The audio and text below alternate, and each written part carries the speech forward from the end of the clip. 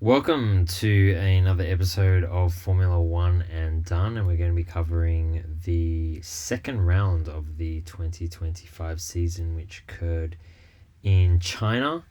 As I mentioned, always no fancy graphics or videos. These often get flagged for copyright if you show any footage, but it's a good way to just listen to if you're on the way to work on a Monday morning, or taking the dog for a Sunday morning stroll, or something like that. But I think this will be a much quicker video, a very detailed video in Albon Park, given that I was able to attend that in person. But the Chinese Grand Prix, not that many talking points. I think the first and most important thing was the very sad passing of Eddie Jordan. So Eddie Jordan was a very well known character in the paddock. He sadly passed away of cancer at the age of 76. He didn't race in Formula One, but he did start his career racing. I think he got as high as what was the equivalent of F2, so the class before F1. So he wasn't slow, and went on to found his own Formula One team, which is, it can't be understated how difficult that is to create your own Formula One team. Even back in the 1990s, you need a lot of sponsors, a lot of support, a lot of politics, and you really got to give him credit for doing that. Jordan F1 is still kind of around today, so eventually they were sold and became Midland, and then they became Spiker, then they became Force India, and then eventually they became the Aston Martin Formula One team. So the Aston Martin team is actually originally the Jordan F1 team. I believe they still use the same headquarters, and I'm sure there's still people who work for the Aston Martin team that actually started their career in Formula One in with the Jordan F1 team. But I believe he passed away from prostate cancer, which I have to admit I wasn't even aware that he had cancer. So that's really sad.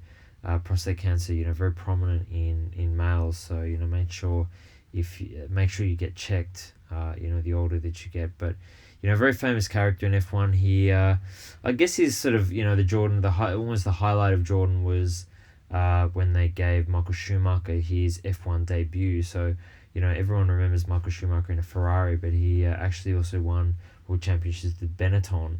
But he made his debut in Formula One with the Jordan F1 team. So it was actually Eddie Jordan directly who he gave Michael Schumacher his start. Very interesting story, actually. From memory, the driver who was there actually got arrested and was put in jail for a couple of weeks. And there's a very interesting podcast from Beyond the Grid if you want to listen to that. But eventually, obviously, Michael Schumacher went on to bigger and better things. But Jordan also had I think they won 4 Grand Prix, and I guess their day in the sun was a day that was not sunny at all, which was from memory, it was the 98. I'm willing to be corrected on that, but 98 Belgian Grand Prix. That was the race where Michael Schumacher actually ran into the back of David Coulthard when he was lapping him, and went into to actually go into the McLaren pits and get into a punch on.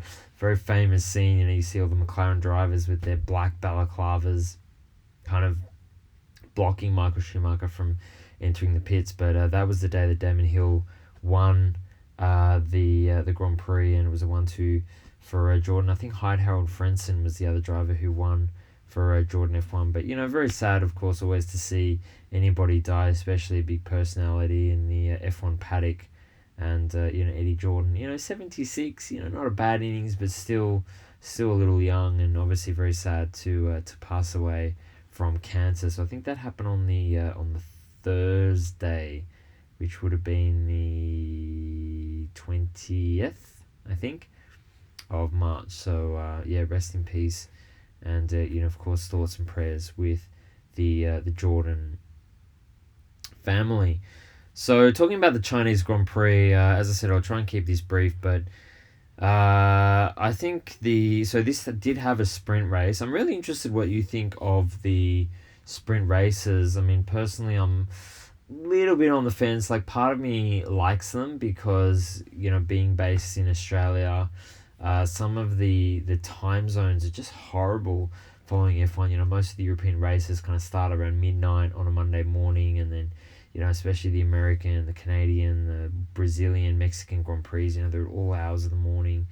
So it's always nice when you can kind of enjoy the sprint race, and then there's not as much pressure to get up for the Grand Prix. So I quite like them.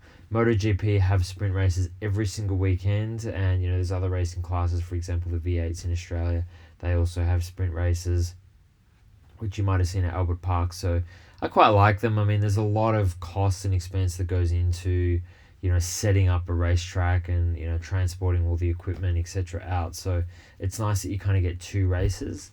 So I quite like them, but then you also get into this sort of awkward situation, which actually Oscar Piastri had when he won his first race, in inverted commas, in a sprint race, and then you go, well, is he a Grand Prix winner or isn't he? It's a bit awkward. And now I've had the same thing here with Lewis Hamilton winning the sprint race, and so then you go, well, is he a Ferrari winner or is he not?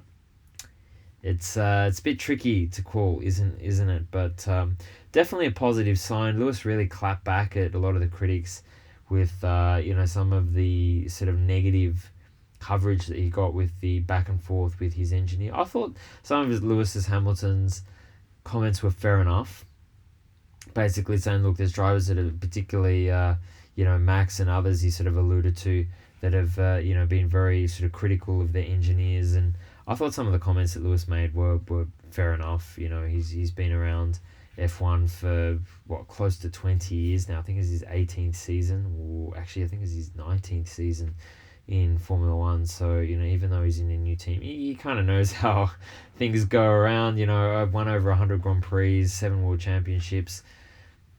I thought that was a good way for him to silence his critics. But real shame for Ferrari and Lewis that they just didn't have the pace on the Sunday in the Grand Prix. Just kind of nowhere really. I think they finished 5th and 6th, and interestingly Charles Leclerc, even with that damage with his front wing on the first lap, was able to be convincingly faster than Lewis Hamilton. So Ferrari not particularly quick, and Lewis Hamilton not particularly quick, but still, you take the wins when you can get them, and congrats to Lewis winning the sprint race. Not a Grand Prix obviously, but still good for him to win the sprint race. I think the other big story across the weekend was Liam Lawson, absolutely nowhere, finished plumb last in qualifying, and also didn't score points in the race. I know it's only been 2 races, but Ted Kravitz really asked the hard pressing questions to Christian Horner, team principal of course of Red Bull, who was very political about it and said, we'll talk about it internally, but basically Ted Kravitz said, hey, you paid all this money to buy Sergio Perez out of the contract, and you've replaced him with a driver that just is basically nowhere. And I know it's only been 2 races, but it is a concern that he just doesn't seem to have any kind of handling of the car. And I don't remember if I said this in the first video for the Australian Grand Prix, but I really felt that they should have given Tsunoda the race seat. I mean, he's been there for 5 years or something, and